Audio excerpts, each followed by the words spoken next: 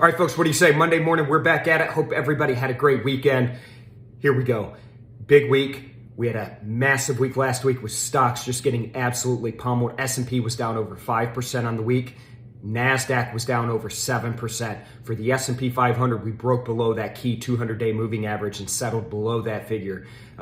It's the worst week we've seen since March of 2020. Why? We had this massive run up in interest rates last week in conjunction with a couple of really bad earnings reports from folks like Goldman Sachs. That put a lot of pressure on the market. We're seeing that pressure continue this morning. Stocks are down across the board. Dow Jones down 150, S&P's down 30. That's a 0.6% move. Nasdaq down another 1% this morning. About 160 points. So again, a lot of red on the screen, a lot of blood on the street right now. Stocks just getting absolutely crushed. Look at some of the other markets. We've got FX, dollar strength this morning in a pretty big way, up about 0.5% against both the euro and the pound.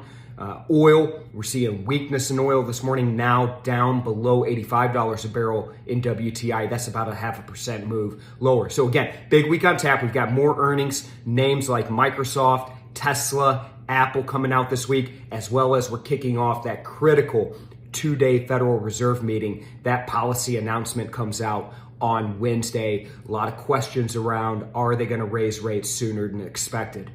All right, folks. Big week, a lot of price action. There's a lot of opportunity to trade right now. Let's get in there. I'll see you folks again tomorrow.